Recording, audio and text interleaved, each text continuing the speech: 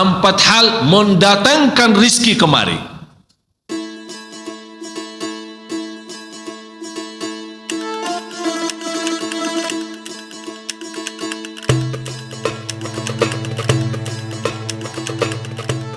Rasulullah SAW bersabda di hadis yang sahih yang diriwayatkan Imam Muslim, "Iqra'ul Qur'ana fa innahu ya'ti yawmal qiyamati syafi'an li ashabihi."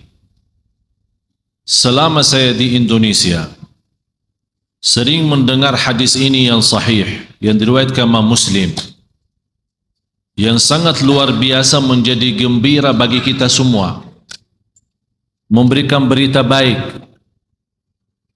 Al-Quran memberikan syafaat, tapi di akhir hadis itu disebut kata li ashabihi. Sering para ustaz-ustaz maupun para da'i yang selama saya di sini mendengar mereka berkata memberikan syafaat kepada pembaca. Yang membaca itu terjemahan yang salah, yang tidak sesuai hadis. Karena disebut di hadis itu bukan bacalah di awalnya kan, bacalah Al-Quran. Karena sesungguh Al-Quran akan memberikan syafaat bagi orang-orang yang bersahabat sama Al-Quran. Itu kata li ashabihi. Bagaimana kita menjadikan Al-Quran sebagai kawan baru, teman kita. Istilahnya Bapak Ibu, kalau pemuda-pemuda kita yang punya pacar, kalau dia lagi sedih, curhat sama pacarnya. Kita lagi seandainya kita lagi stres di rumah tangga kita, mempunyai bermacam-macam masalah dari anak kita atau urusan-urusan yang lain, pasti kita mencari kawan yang kita bisa percaya. Artinya kawan yang bisa kita tumbahkan masalah kita. Saya tidak bicara kita menumbahkan masalah kita sama Allah, jelas kita semua menadu kepada Allah. Tapi pasti ada kita memiliki, ini sifat manusia. Sifat manusia mencari orang manusia yang bisa memberikan kepercayaan agar kita terbuka sama dia. Barangkali dengan kejujuran sahabat kita, dengan ikhlasnya dan amanatnya bisa memberikan nasihat, bisa memberikan sarangan yang bisa menyelesaikan masalah kita. Tapi saat kita bercurhat, saat kita menceritakan masalah kita sama kawan yang kita percaya, dengan kawan yang kita sayangi, dengan seorang yang kita cinta, pasti akan merasa terharu dan sedih dan malah bisa menangis. Begitu selesai kita cerita panjang lebar kepada kawan kita, merasa apa ya? Lega ya? Sudah.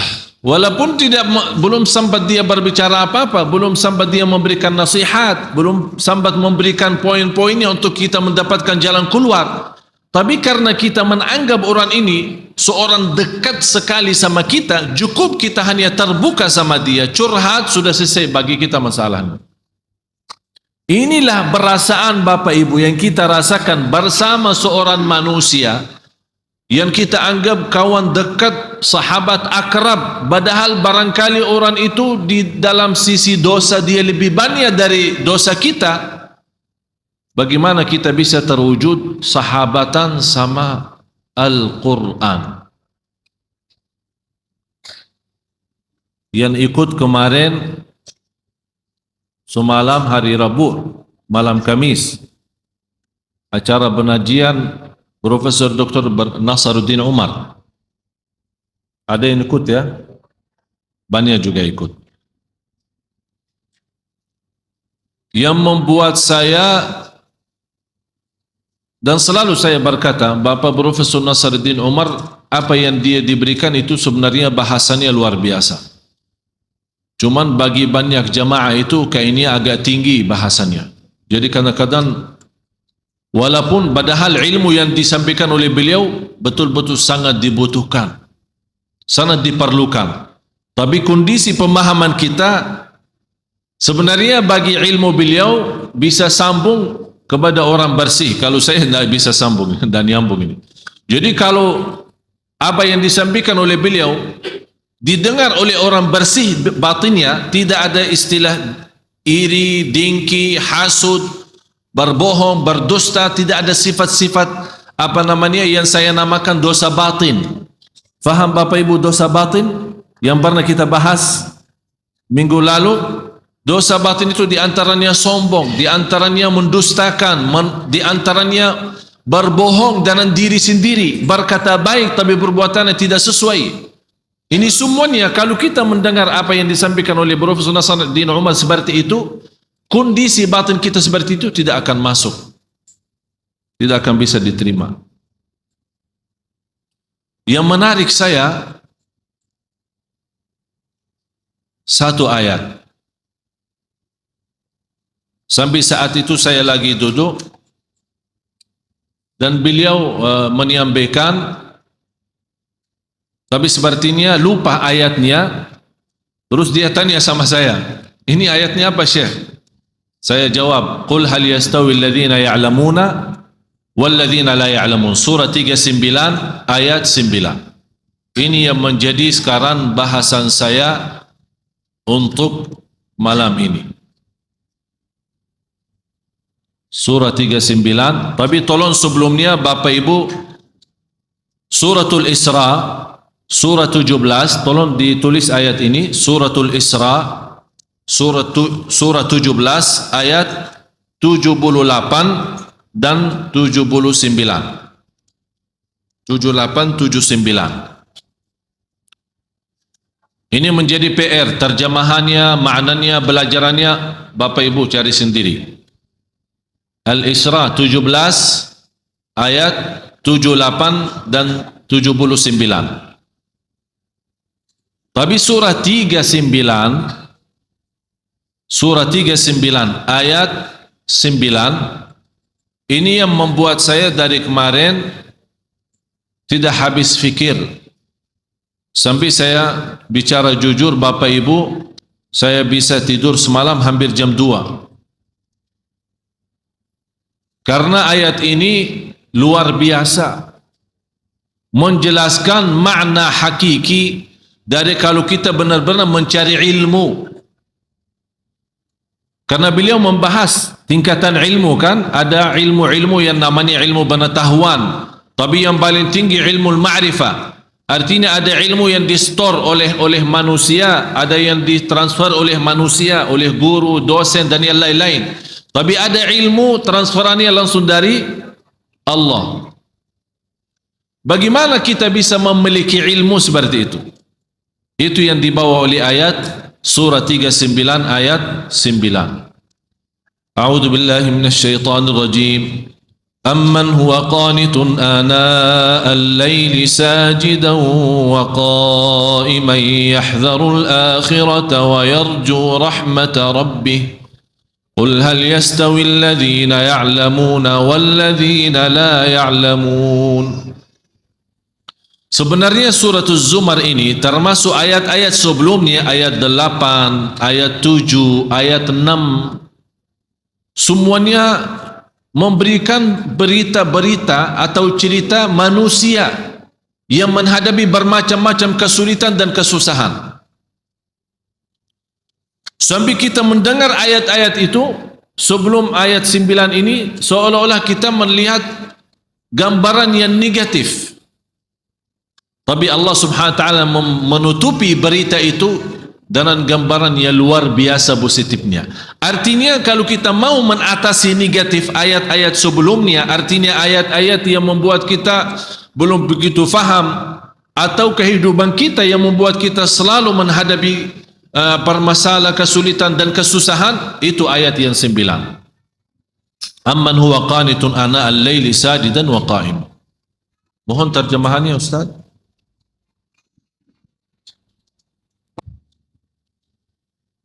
Apakah kamu hai orang musyrik? Ini muazzam. Benar Pak. Amman huwa qanitun, ya. Apakah kamu hai orang musyrik yang lebih beruntung, ataukah orang yang beribadah di waktu malam dengan sujud dan berdiri sedang ia takut kepada azab akhirat, dan mengharapkan rahmat Tuhannya. Katakanlah, adakah sama orang-orang yang mengetahui dengan orang-orang yang tidak mengetahui? Sesungguhnya orang yang berakalah yang dapat menerima pelajaran.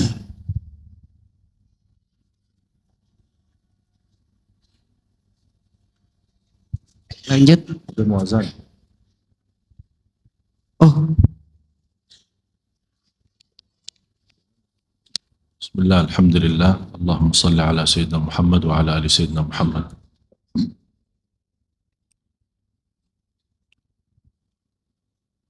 أمن هو قانت آناء الليل ساجدا وقائما يحذر الآخرة ويرجو رحمة ربه. Belum baca Ustaz? apakah kamu hai orang musyrik yang lebih beruntung, ataukah orang yang beribadah di waktu-waktu malam dengan sujud dan berdiri, sedang ia takut kepada azab akhirat dan mengharapkan rahmat Tuhannya? Katakanlah, adakah sama orang-orang yang mengetahui dengan orang-orang yang tidak mengetahui? Sesungguhnya orang yang berakalah yang dapat menerima pelajaran. Orang yang berakallah yang mendapatkan pelajaran. Orang yang suci yang mendapatkan pelajaran. Orang yang berfikir mendapatkan pelajaran. Orang yang menhayati yang akan mendapatkan pelajaran. Amman huwa qanitun ana al-laili sajidan wa qa'ima. Di sini disebut kata sajidan wa qa'ima. Maaf, ulang lagi. Apakah kamu hai orang musyrik yang lebih beruntung, ataukah orang yang beribadah di waktu-waktu malam dengan sujud dan berdiri? Sebentar. Beribadah di waktu malam. Intinya apa? Salat tahajud. Saya mohon Bapak Ibu, kita teliti ya, kita koreksi atau istilahnya kita kupas, kita dalami. Saya mohon perhatiannya. Usahakan Bapak Ibu hadirkan qalbunya, hadirkan fikirannya, bukalah hatinya dan jiwanya, agar insya Allah mutiara-mutiara yang malam ini bisa langsung masuk ke dalam hati kita, langsung masuk dalam jiwa kita, yang insya Allah banyak hal akan bisa berubah hanya dalam satu ayat yang amat mulia bagi saya. Jadi saya mohon sekali lagi perhatiannya. Yang lagi makan stop dulu, lanjut puasa lagi. Yang lagi minum, saya minta sebentar saja kasih perhatian biar kita bisa mendapatkan kenikmatan dan mutiara. Kenapa? Ada apa di ayat ini? Kalau kita Bapak Ibu ingin mendapatkan ilmu transferannya langsung dari Allah, bukan dari Syekh Ali, bukan dari siapa-siapa, langsung dari Allah yang maha mengetahui segala-galanya. Wa ma utitu minal ilmi illa qalila. Sebab seberapapun ketinggian ilmu kita dibanding dengan ilmu Allah masih kecil dan sedikit. Kalau dikumpulkan seluruh ilmu pengetahuan manusia, segala ilmunya, ilmu agama maupun ilmu duniawi, dikumpulkan jadi satu dibandingkan dengan ilmu Allah, seperti kita masukin jari dalam air laut. Air laut itulah ilmu Allah, dan jari manusia ilmu, jari-jari manusia itu adalah ilmu seluruh manusia sejak awal makhluk sampai akhir. Berarti tidak ada artinya, belum apa-apa, belum sedikit pun. Oleh karena itu Bapak Ibu, saya harap malam ini dan seterusnya yang ingin mendapatkan ilmu transferannya langsung dari Allah, di sini rahasia ayat ini. Dengan rahasia ayat ini bisa kita mengisi charger ya, cas. Apa yang dicas? Kalbu dan jiwa. Sekarang seluruh tumbuh badan kita sudah cas, makanan, minuman enak apa biar kita sehat, olahraga, senam dan yang lain-lain. Kita semua sudah diusahakan. Kenapa? Agar nampaknya badan masih, walaupun sudah umur usia tua, tapi kita harap dilihat oleh manusia, oh masih top, masih kelihatannya pun dari sisi tumbuhnya, dari sisi mukanya, walaupun dia sudah tua tapi masih menjaga olahraga, senam dan yang lain-lain. Agar apa? Terlihat badannya masih bagus, kesehatannya masih luar biasa. Tapi yang kita memberikan perhatian ini kesehatan batin, jiwa, kalbu itu bagaimana? Obatnya apa? Tidak ada obat selain ayat ini. Oleh karena itu disebut amman huwa qanitun ana al-laili. Mohon ulang lagi. Apakah kamu, hai orang musyrik yang lebih beruntung, ataukah orang yang beribadah di waktu-waktu malam dengan sujud dan berdiri? Beribadah di waktu malam, karena di sini istilah beribadah sebenarnya terjemah saya sudah selalu saya sampaikan, belum ada bahasa yang bisa teliti isi Al-Quran selain bahasa Arab. Jadi tidak usah capek mutar pusing sana kemari, mutar lagi balik lagi, tidak akan bisa faham sesuai maksud. Karena di sini orang-orang yang beribadah, tapi kalau di dalam ayat itu tidak ada sebut ibadah kan? Yang disebut apa? Amman huwa qanitun. Qunut, di sini ada istilah qunut. Istilah qanitun beda sama abidun. Abidun itu dikenal sebagai ahli ibadah. Tapi qanitun dia memiliki sebuah keistimewaan yang luar biasa. Karena istilah qunut sebagaimana penjelasan Imam Syafi'i, al-qunutu tulul qiyam. Qunut itu lama berdirinya. Dan lama berdiri itu hanya khusus untuk salat tahajud. Kalau Bapak Ibu yang sudah berangkat umrah bulan puasa, dilihat bagaimana bacanya imam. Mohon maaf, termasuk sekarang sudah termasuk cepat. Karena sudah dilihat kondisi umat sudah mulai malas, akhirnya dikurangin. Padahal waktu saya masih di sekolah SMP, masih SD, SMP, dibawa sama orang tua ke Masjid Nabawi, dalam satu malam imamnya khatam 3 juz. 10 malam akhir khatam Al-Quran 2 kali. Artinya sekarang cuma 1 kali khatam bulan Ramadan kan? Di malam 29. Waktu kita masih sekolah, tarawih punya khataman sendiri setiap malam 1 juz. 10 malam punya khataman sendiri setiap malam 3 juz. Mulai dari hampir kita mulai salat malam jam 1 hampir mendekati subuh. Dan kita merasa kenikmatan yang luar biasa. Itu yang hakikatnya tahajud.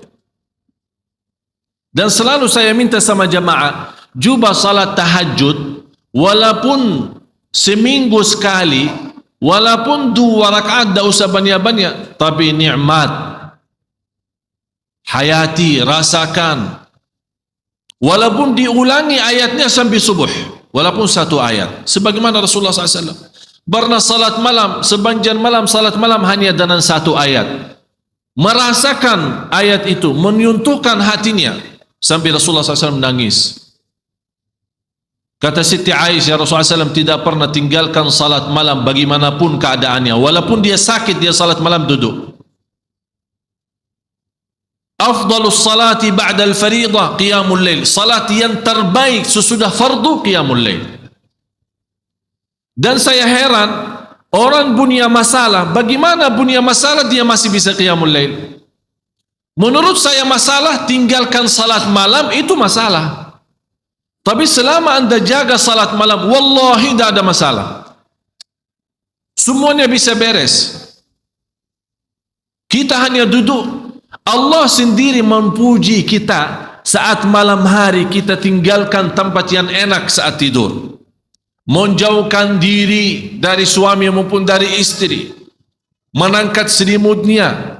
Allah maha melihat dan di situ Allah tunjukkan kepada malaikat, ya malaikati, hei malaikatku, lihat apa yang dilakukan oleh hambaku. Tinggalkan lazatnya tidur, tinggalkan enaknya istirahat untuk hanya mencari ridhaku. Saksikan wahai malaikatku, apapun yang namanya susah tidak ada di dalam hidup orang itu. Allah yang janji Bapak Ibu. Jadi menurut saya, pintu langsung kita bisa menyelesaikan masalah, tidak bagi siapapun, tidak di antara siapapun, hanya lewat langsung kepada Allah, itu qiyamul lail. Asahhun nasi abdanan, yang paling sehat tubuhnya yang jaga salat malam. Yang paling sinar mukanya yang jaga salat malam. Yang paling suci batinnya yang jaga salat malam. Yang paling berkah ucapannya yang jaga salat malam. Yang paling mulia perbuatannya yang jaga salat malam. Semua terjamin berkah kata, baik perbuatannya, suci batinnya. Malah dari sisi salat malam, karena terisi ketakutan kepada Allah, dan ketakutan yang terisi kalbu, terbakar namanya syahwat. Dan isi ketakutan dalam hati kita saat salat malam, karena yang membuat kita salat malam, mungkin ada di sini ayat, amman huwa qanitun ana al-laili sajidan, bersujud dan Ustaz, berdiri. Bersujud dan Berdiri. Kenapa disebut di sini sujud dan berdiri? Tahu kenapa Bapak Ibu? Saat bersujud kita tunjukkan rendah hati. Saat bersujud walaupun namanya muka, kalau kita tunduk kepada selain Allah terasa terhina. Tapi kalau kita bersujud untuk Allah terasa bangga. Saat berdiri terasa lembut hati. Bagaimana terasa lembut hati? Karena saat berdiri diajurkan, saat kita berdiri kan mata kita kan tambah sujud. Sampai tidak berani menangkat mata, melihat ke atas. Seolah-olah kita merasa sudah Allah di hadapan kita, malah kita malu karena masih muka kita, mata kita, mulut kita masih tercampur banyak dosa dan maksiat. Kita malu menangkat. Ini yang membuat kehadiran kalbu dan fikiran saat itu merubahkan qiyam itu istimewa. Sampai Allah menikmati saat kita berdiri. Oleh karena itu disebut di ayat ini, amman huwa qanitun ana al-laili sajidan wa qa'ima. Bapak Ibu, kenapa di sini didahulukan kata sajidan, bersujud dan berdiri? Padahal kita tahu sama-sama berdiri kan sebelum sujud kan? Tapi kenapa di sini didahulukan sujud? Aqrabu ma yakunu al-'abdu ila Allah wa huwa sajid, paling dekat posisi hamba kepada Allah saat sujud. Paling dekat posisi kita di hadapan Allah saat Allah mendahulukan sujud daripada berdiri, padahal kita tahu berdiri duluan. Allah menanamkan rasa rindu kepada sujud. Oleh karena itu tertanam kita berdiri lama, nikmati bacaan, seperti dari bacaan Al-Fatihah dan ayat-ayat yang lain, kita terasa lagi memuji Allah, membaca kalamullah, mengagungkan dan membesarkan Allah lewat bacaan Al-Quran. Dan terasa, ya Allah, saya sudah lama dan panjang berdiri untuk memujimu. Ya Allah, saya rindu bersujud agar menjadi mendekatimu. Masya Allah. Jadi posisi berdiri dan sujud itu ada ikatan yang luar biasa.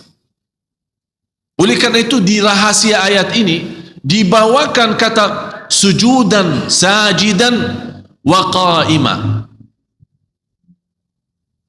Yang lebih indah lagi Bapak Ibu, dibawa kata sajidan, bukan sujudan. Kenapa sajidan? Itu merubahkan orang ini sangat membutuhkan kedekatan kepada Allah. Memang Bapak Ibu semua saya yakin sangat merindukan menjadi hamba yang terdekat kepada Allah. Itu sujudnya. Oleh karena itu dalam kesempatan saat sujud diserahkan oleh Rasulullah kita berpanjang doa, menadu, bermunajat. Karena saat berdiri lama memuji Allah lewat bacaan Quran, kita sekarang mulai minta hajat. Karena saat berdiri kan dah boleh doa. Kapan boleh doa? Saat Apa yang kita baca saat berdiri? Alhamdulillahi Rabbil Alamin. Artinya apa? Segala puji. Berarti kita membaca Al-Quran sebenarnya intinya memuji Allah. Kita belum minta apa-apa. Cuba bayangkan kalau ada seorang manusia mulia atau orang kaya, kita duduk di hadapan dia atau berdiri di hadapan dia, kita 1 jam puji dia di depan ribuan orang. Habis kita selesai puji dia, kita minta hajat. Kira-kira ditolak enggak? Diterima. Saya pernah melihat ada seorang bawa kata syair memuji seorang raja di Arab. Sampai di bawah kata-kata, sampai terus terang saja saya tersentuh hati saya.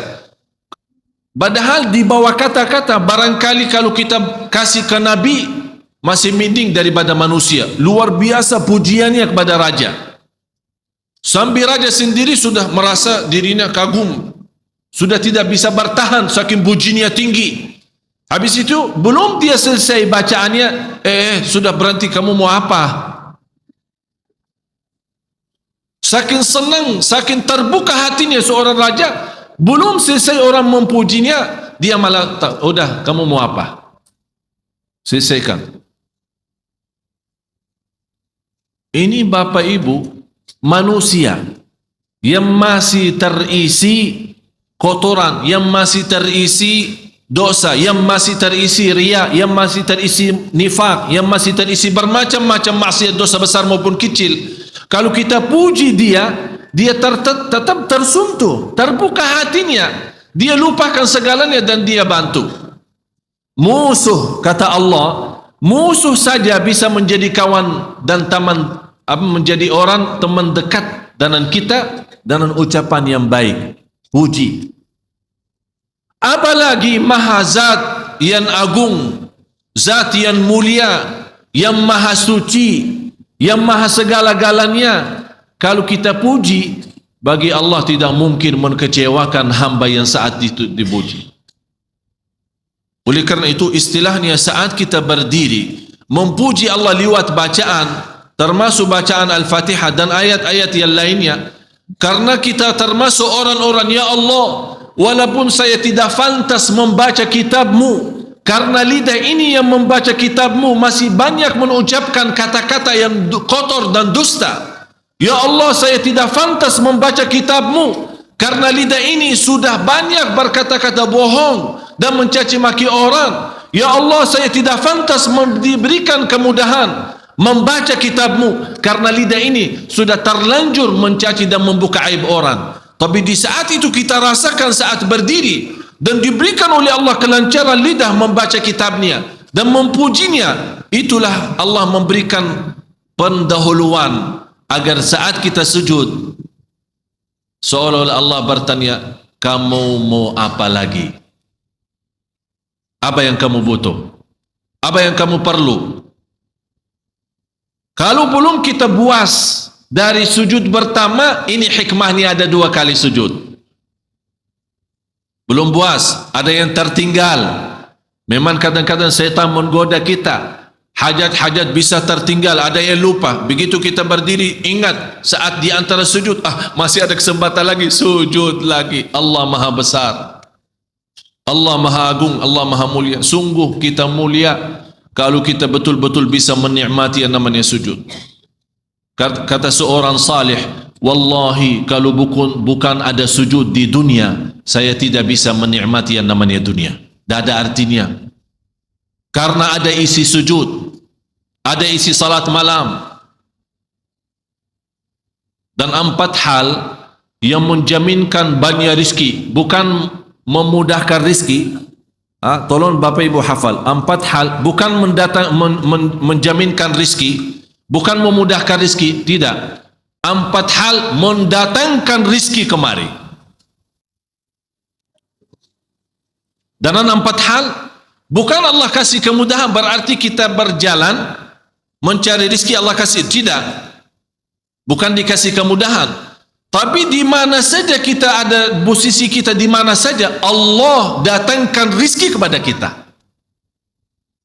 Yang pertama, qiyamul lail, salat malam. Yang kedua, berbanyak istighfar waktu sahur. Kalau anda tidak salat malam, jangan tinggalkan istighfar waktu sahur. Waktu sahur kapan? Kira-kira 30 menit sebelum azan. Ada satu hadis dijelaskan waktu sahur, makan sahur kan? Tapi ada yang suka makan sahur jam 1, ada yang suka jam 2. Tapi menurut saya waktu yang tepat untuk makan sahur dikirakan membaca 50 ayat. Membaca 50 ayat.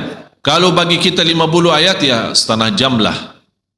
Dah tahu bagi bapak ibu gimana? 1 jam ya bolehlah, 1 jam tak apa-apa. Ya tergantung lancar atau tidak. Tapi ukurannya seperti itulah, kurang lebih seperti membaca 50 ayat dari Al-Quran. Itulah namanya waktu sahur. Disitulah Allah sendiri memuji. Allah bangga dan senang terhadap orang yang sahur. Sampai ulama berkata, tidak ada ibadah yang terbaik di waktu sahur selain istighfar. Jadi boleh baca Quran, boleh salat malam, boleh zikir, boleh apapun, tapi yang terbaik istighfar. Jadi tinggalkan segalanya, tinggalkan Quran, tinggalkan salat malam, tinggalkan baca Quran, tinggalkan zikir. Fokus hanya istighfar.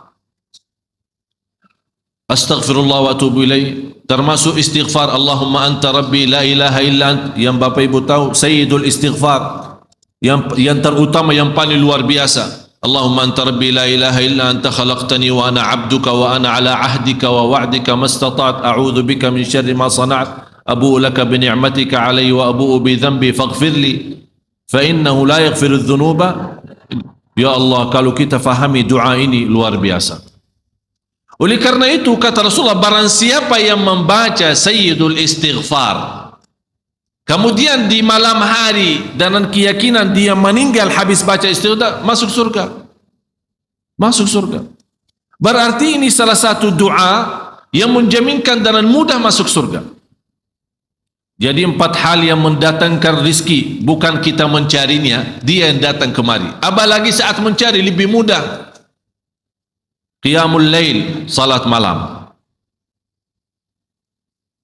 Tapi dalam bahasa, mohon maaf Bapak Ibu, dalam bahasa Arab disebut qiyamul lail. Bukan salat, tapi kalau diterjemahkan dalam bahasa kita salat. Tapi kenapa di situ qiyamul lail? Diberikan qiyamul lail, qiyam artinya berdiri. Berarti lama. Saking lama berdiri dikaitkan jadi qiyamul lail. Qumil laila ya ayyuhal muzammil. Apa terus? Qumil lail, berdirilah saat malam. Berdirilah, bukan salatlah malam, tidak, berdirilah malam hari. Itu dahsyatnya di situ berdiri. Qiyamul lail. Yang kedua, berbanyak istighfar. Yang ketiga, berbanyak sedekah.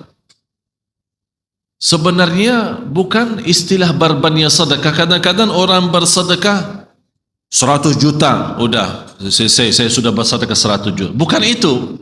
Bukan yang dimaksud berbanyak sedekah itu dari sisi uang itu banyak atau sedikit, bukan.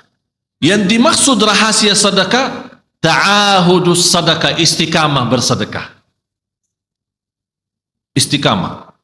Itu tidak menjadi masalah besar maupun kecil. Itu tidak menjadi masalah. Karena bagi Allah tidak ada artinya besar maupun kecil. Kita tidak memberikan kepada Allah. Karena Allah Maha Kaya. Tapi rahasia sedekah itu kita terus menerus sedekah. Siang, pagi, malam, pagi, besok, terus minggu depan. Tidak pernah berhenti. Setiap ada kesempatan selalu kita membawa sedekah. Itu namanya ta'ahudus sedekah. Ta'ahud kalau dalam bahasa sebuah janjian. Seolah-olah kita ada kontrak kerjasama antara diri dengan apa? Dengan sedekah. Itu kata ta'ahud, ahad, berjanjian. Saya berjanji. Seolah-olah ada berjanjian antara kita dalam sedekah. Jadi tidak boleh terlepas dari perjanjian, seolah-olah kita menghormati perjanjian. Bagaimana menghormati? Kita terus kerjasama. Kita beri, Allah ganti berkah sedekah. Kita beri lagi, Allah ganti masih terus. Kita beri, masih Allah terus ganti. Itulah dahsyatnya sedekah. Jadi Bapak Ibu, jangan nunggu hari tertentu, bulan tertentu, malam tertentu kita bersedekah. Jangan. Setiap kita merasa ada berita baik, ada berita maupun ada berita buruk yang menyakiti perasaan kita di rumah tangga kita, anak kita, suami kita, istri kita, apapun, langsung segera sedekah. Disitulah rahasianya. Ikatkan seolah-olah kita sudah membuat perjanjian antara diri dan sedekah dalam segala hal, hal senang maupun hal tidak, hal bahagia maupun hal sedih, hal bangga maupun hal lagi menghadapi kesusahan, kesulitan, selalu sehat dan sakit. Terus yang keempat, zikir, berzikir pagi hari dan sore hari. Berzikir pagi hari dan sore hari. Ini 4 hal Bapak Ibu. Berdiri malam hari, itu yang namanya tahajud, banjanya atau lamanya berdiri. Berbanyak istighfar waktu sahur. Yang ketiga, berbanyak sedekah. Sudah Bapak Ibu mengerti? Jadi istilah berbanyak sedekah bukan artinya harus banyak dari jumlah hitungannya, tidak. Yang keempat adalah berzikir di pagi hari maupun petang hari.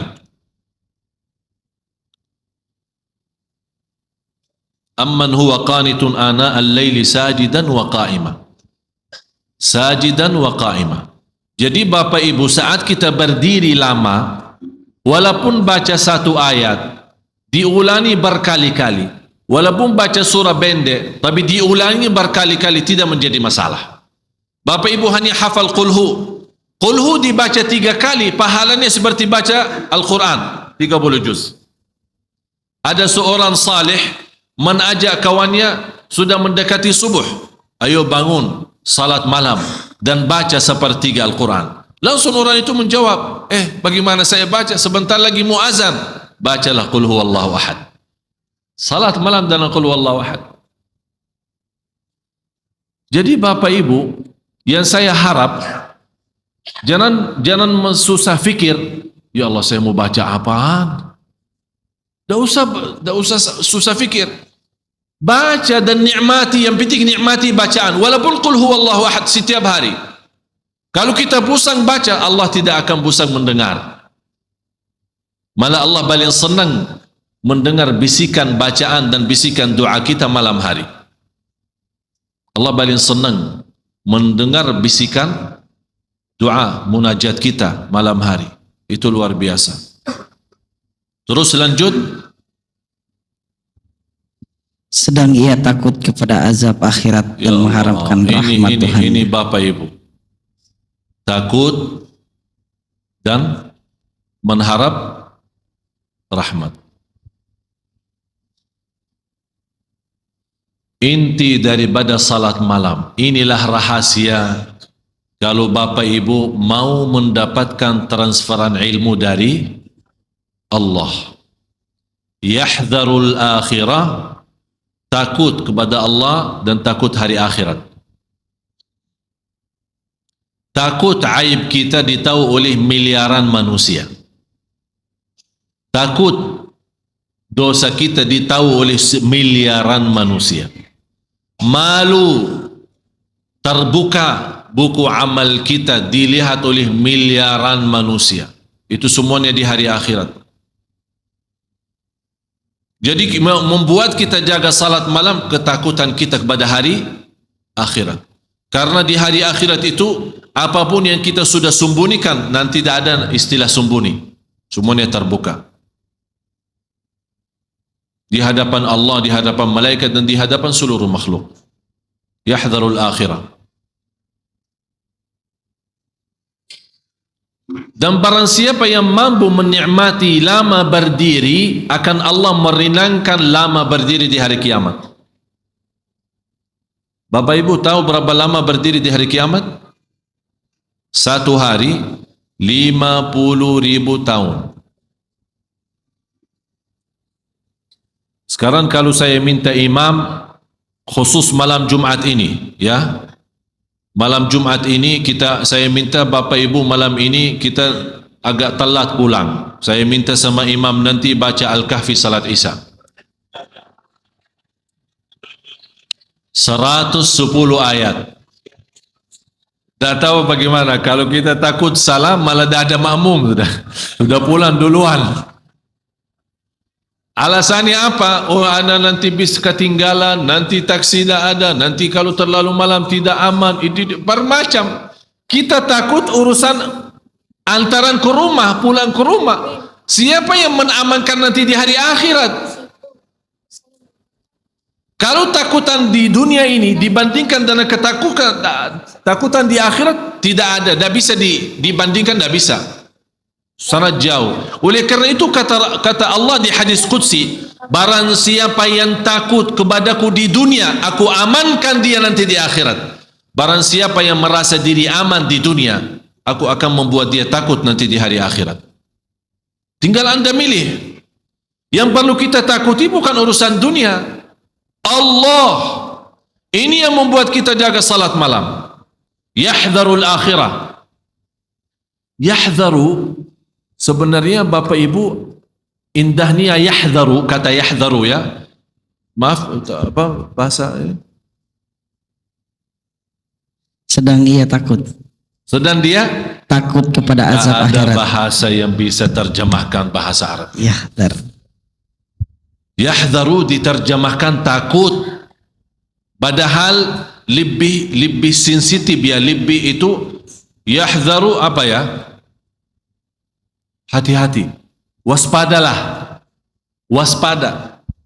Kalau boleh saya bilang lebih waspada itu menurut saya itu lebih daripada takut. Jadi bukan hanya kadang-kadang kita takut belum tentu waspada.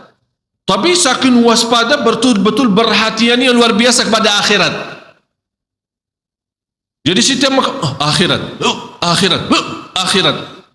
Jadi terus terbayang selalu akhirat. Ini yang membuat kita saking waspada, saking betul-betul berhati-hati. Itulah paling kata yang cocok, kata yahdharu.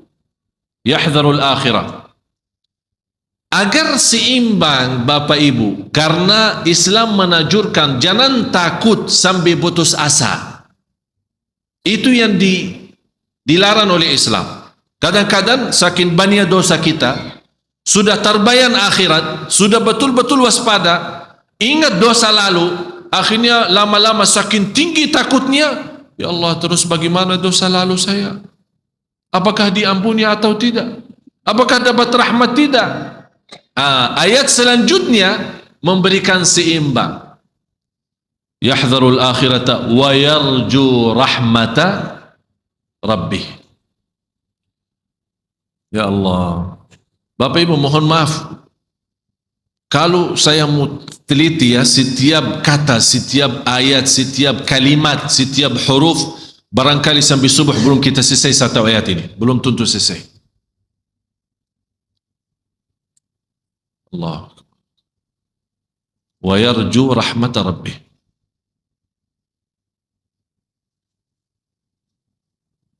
Yarju beda artinya sama raja.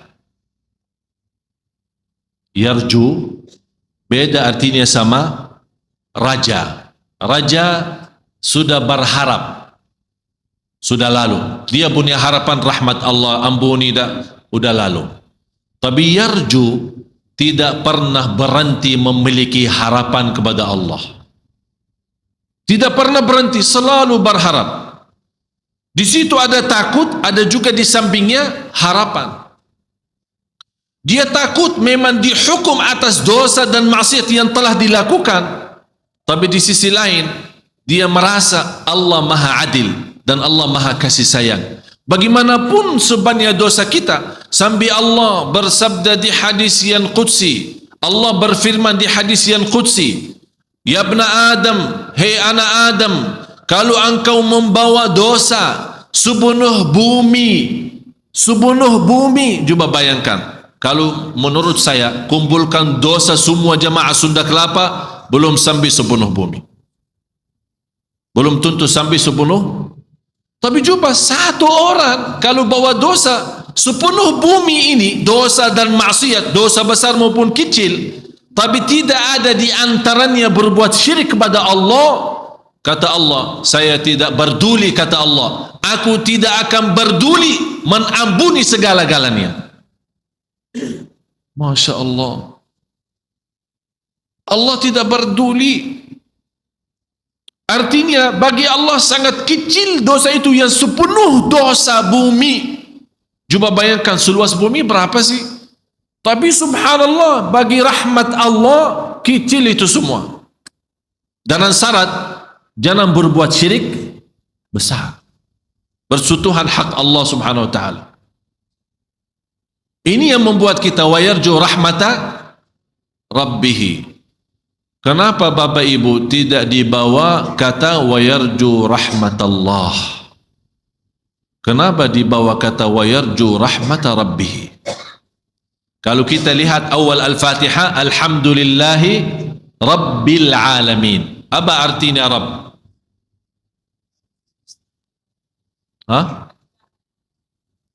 Menjaga. Kata Rabb itu apa artinya? Tuhan. Tidak. Saya kasih gambaran biar insya Allah Bapak Ibu bisa lebih faham ya. Orang tua punya anak, segala kebutuhan anak diberikan oleh orang tuanya. Jadi anak menanggap bapaknya, apalagi pas dia masuk membawa bermacam-macam makanan dan minuman. Karena anak itu tidak tahu istilah Tuhan atau Allah, dia menganggap bapaknya segala-galanya. Rizki bapak, mainan bapak. Dia datang dari luar membawa banyak macam-macam. Seolah-olah anak itu sudah merasa segala kenikmatan dan kebutuhan oleh anak itu ditutupi dan dipenuhi oleh ayahnya. Segala kenikmatan, segala rahasia, segala kemuliaan semuanya dari ayahnya. Oleh kerana itu dinamakan Rabbul Bait. Rabbul Bait artinya Rabb rumah tangga. Rabb artinya kepala. Seolah-olah karena segala-galanya untuk anaknya adalah dari dia. Yang mendidikkan anak itu, yang membesarkan anak itu dengan segala rizki yang dia bawa kemari untuk anak itu. Oleh kerana itu dinamakan Rabb. Tapi kalau kita kata Rabb sendiri maksudnya Allah. Tapi kalau misal kita bilang Rabbul Masjid atau misal Rabb rumah, apa artinya Rabb rumah? Kepala rumah yang bertanggung jawab segala-galanya. Misal Rabb mobil, apa artinya Rabb mobil? Yang punya mobil. Tapi kalau kita bilang Rabbul Bait, kalau di surat Quraisy kan ada ila fihim rihlatash falyabudu rabb hadzal bait. Istilah kata Rabb memang dalam bahasa Arab Rabb itu kalau datang sendiri maksudnya Allah. Tapi kalau ada sebuah kata yang diikutnya belakang itu bisa rubah makna. Di sini kata wa yarju rahmata rabbih. Rabbihi ini kan ada hak. Seolah-olah kita di sini menakui tidak pernah terputus harapan kita kepada Allah sebagai segala nikmat yang aku miliki itu dari Dia. Segalanya dari Dia, lahir batin saya dari kecil sampai besar dari Dia. Oleh karena itu saya bilang Rabbi. Kalau kita bilang Rabbi wa Rabbuka Allah. Kalau di dalam surat Ali Imran ada Rabbana kan? Saat kita baca doa Rabbana atina. Tapi kalau untuk satu orang apa bilang? Rabbi. Rabbi. Berarti kata sebenarnya kata Rabbi lebihnya daripada kata Allah, padahal kata Allah itu termasuk sebuah nama yang sangat agung di antara Asmaul Husna. Tapi kata Rabbi ini sebuah akuian, ada sebuah barakui ya, kita akui. Kita akui sebagai orang-orang yang tidak punya apa-apa. Karena yang mendidikkan kita, yang memberikan segala-galanya Allah adalah Rabbi, Rabbi Allah. Wa yarju rahmat Rabbi. Seolah-olah di sini, ya Allah memang Engkau segala nikmat yang aku miliki hanya dari Engkau ya Allah. Saya juga mengharap rahmat itu sebagaimana nikmat yang tidak pernah terputus. Jadi kita ikat kata Rabbi karena kita meyakini dan akui dalam batin kita dengan kata Rabbi, ya Allah Engkau Rabbi yang mendidikkanku, yang memberikan segala nikmat yang aku miliki, nikmat harta, nikmat sehat, nikmat segala kalanya dari kecil maupun besar, yang terbayang maupun yang tidak terbayang. Kita akui sebagai orang-orang yang menakui kenikmatan itu. Ya Allah, kita harap nikmat yang terus menerus kepada kami sepanjang hidup kami. Ya Allah, kami juga harap rahmat itu tidak pernah terputus. Wa yarju rahmat Rabbi. Bapak Ibu, kalau kita bisa rasakan seperti ini, baru Allah berkata, wahai Muhammad sallallahu alaihi wasallam, hal yastawi alladhina ya'lamun walladhina la ya'lamun. Adakah sama orang-orang yang mengetahui dengan orang-orang yang tidak mengetahui? Apakah sama Bapak Ibu yang tahu sama yang tidak tahu?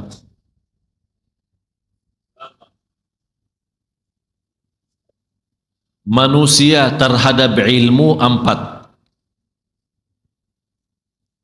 Manusia terhadap ilmu 4 golongan, 4 kelompok. Yang pertama, dia tahu dirinya belum tahu.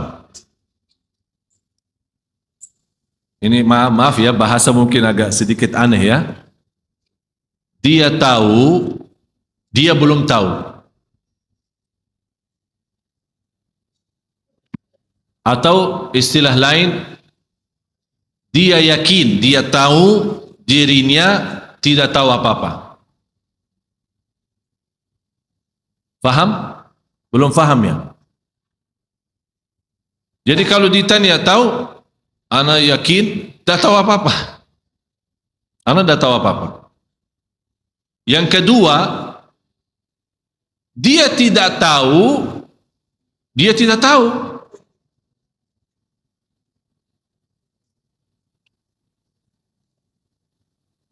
Ini juga menjadi masalah. Dia tidak tahu dirinya, tidak tahu apa-apa. Yang ketiga, dia tahu dirinya tahu. Dia tahu dirinya tahu.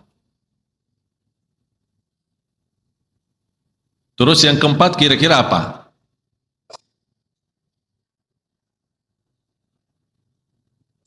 Dia tahu, tidak tahu. Sekarang kira-kira kita dari yang mana?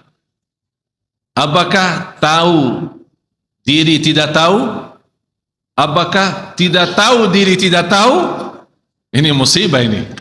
Sama sekali, malah dirinya tidak tahu posisinya apa, di mana Allah taruhnya, Allah tidak tahu. Ditanya dari mana? Saya tidak tahu dari mana dan kemana dan apapun bagaimana. Saya tidak tahu dari mana dan kemana dan bagaimanapun bagaimana. Mudah. Itu na'udzubillah, seperti ini binatang lebih berguna. Yang pertama, dia tahu dirinya tidak tahu. Yang kedua, dia tahu dirinya, dia tidak tahu dirinya tidak. Ini musibah ya. Mudah-mudahan tidak ada di antara kita yang tidak tahu dirinya tidak tahu.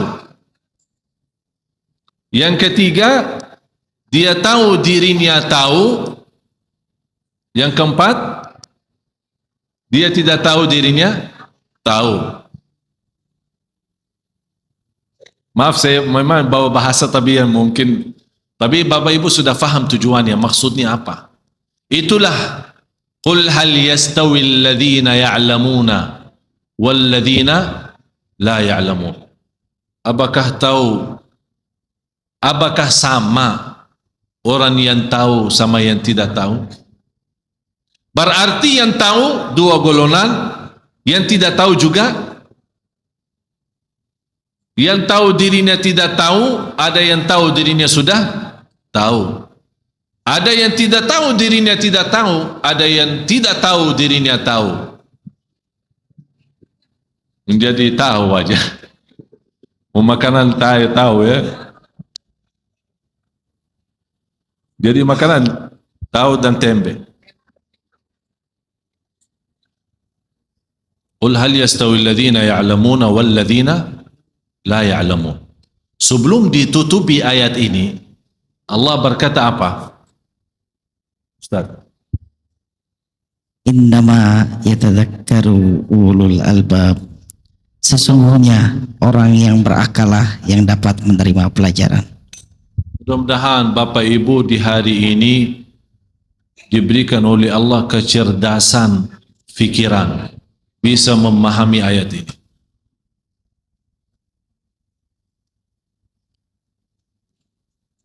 Menurut saya, kalau kita benar-benar mau memperbaiki kehidupan kita dan juga mau memperbaiki negeri kita, kuncinya salat malam.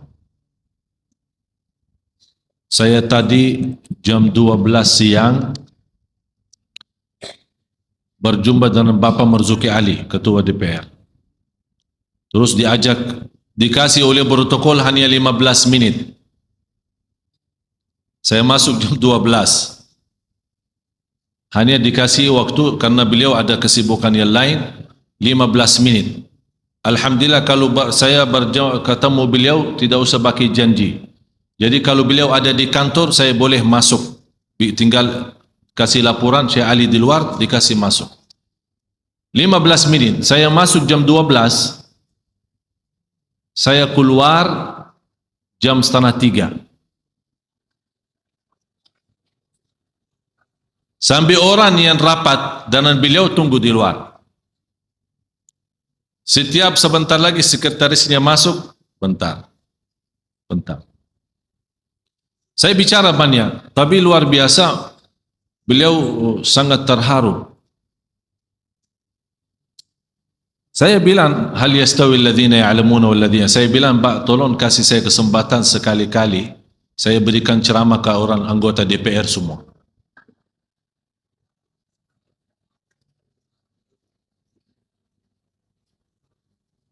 InsyaAllah dengan pertolongan Allah keluar dari DPR semua nangis. Tapi nangisnya yang insyaAllah yang rubah hidup mereka. Bukan nangis yang tapi habis nangisnya malah hilang sandal. Ada satu cerita, seorang salih khutbah Jumat. Khutbah yang membuat jamaahnya nangis, terharu, tersentuh. Begitu bubar dari salat Jumat, malah hilangnya sandal imamnya hilang.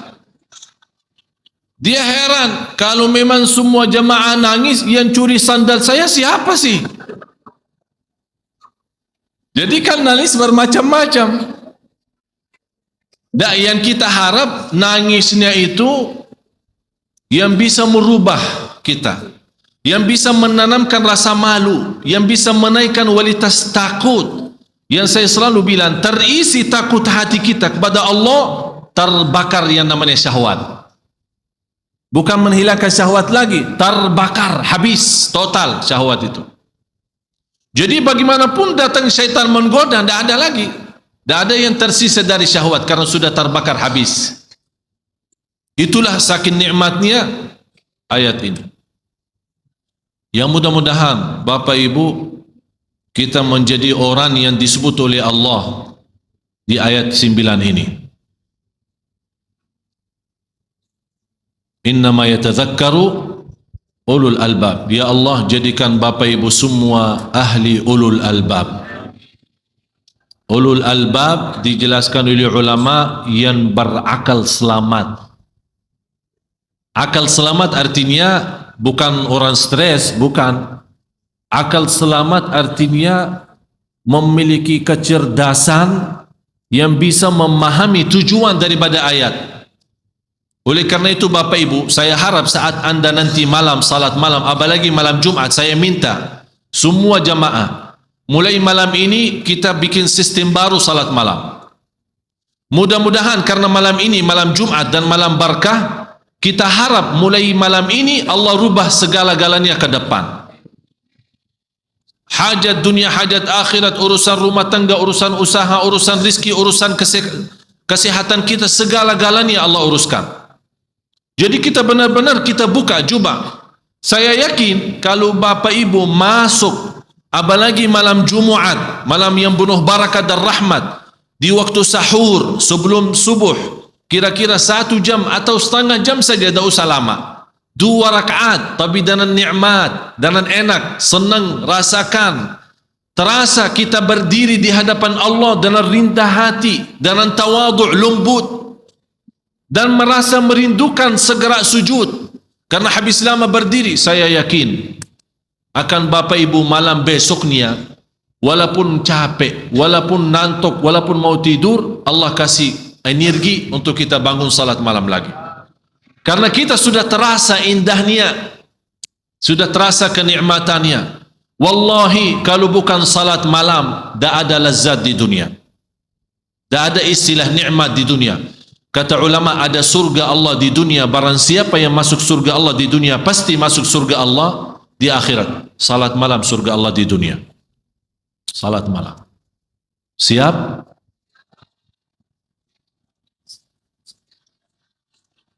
Masih ada yang bilang insya Allah.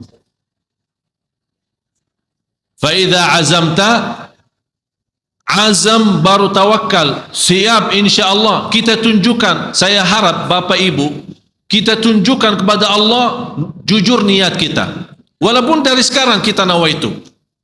Tunjukkan Allah, karena sekarang melihat bukan ucapan kita, bukan apa yang Bapak Ibu dengar, tapi Allah sekarang saat ini melihat apa isi hati Bapak Ibu. Isinya apa? Kita Allah melihat isi hati saya akan tunjukkan Allah. Seolah-olah kita berkata dari dalam hati saya, ya Allah, lihat saja nanti. Lihat saja nanti bagaimana.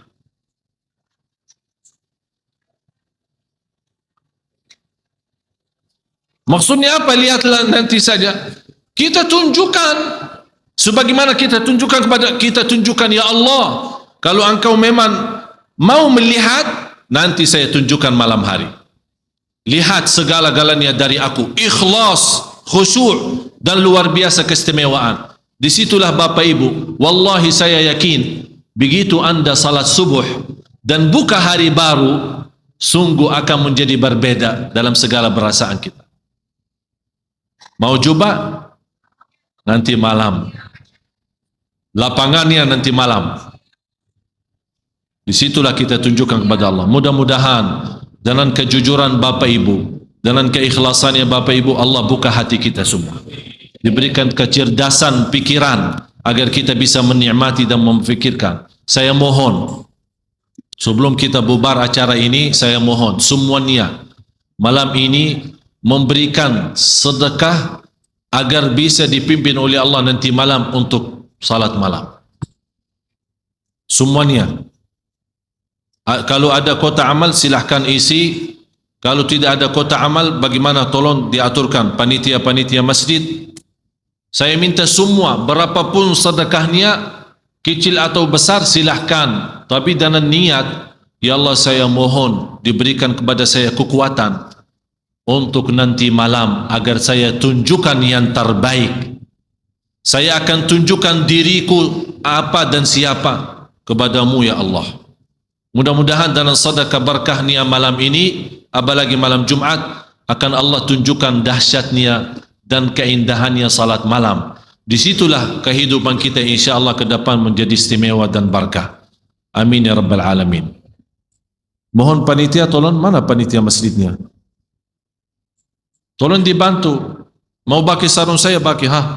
Pakai sarung saya.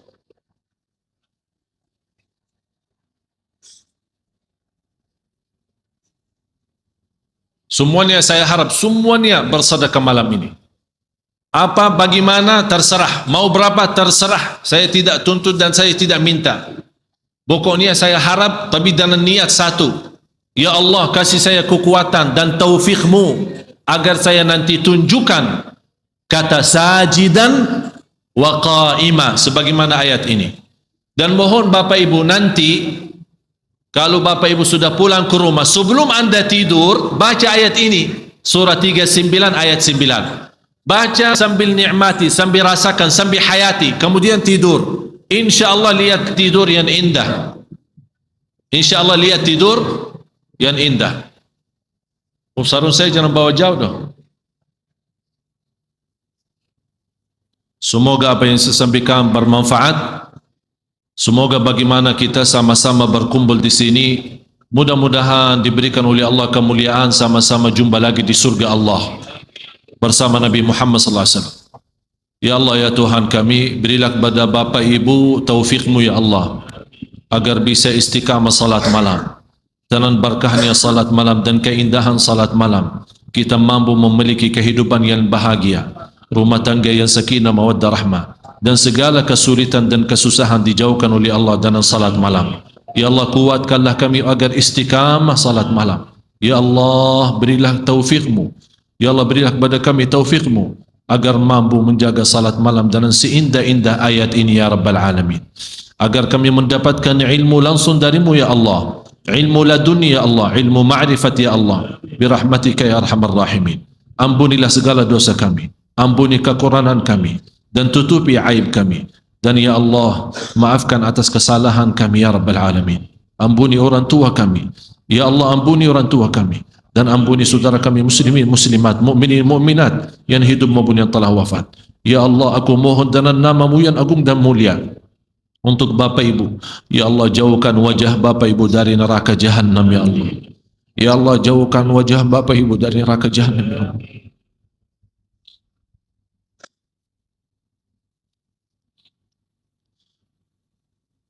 Ya Allah.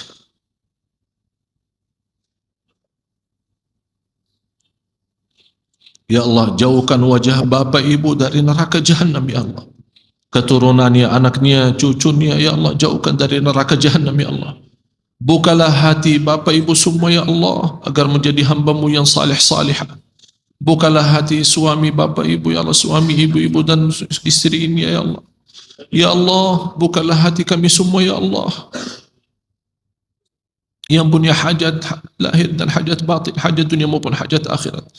Tidak ada yang keluar dari masjid ini di malam ini yang penuh barakah sampai dipenuhi oleh Allah segala hajatnya, hajat dunia maupun hajat akhirat. Ya Rabbal Alamin. Rabbana atina fid dunya hasanah wa fil akhirati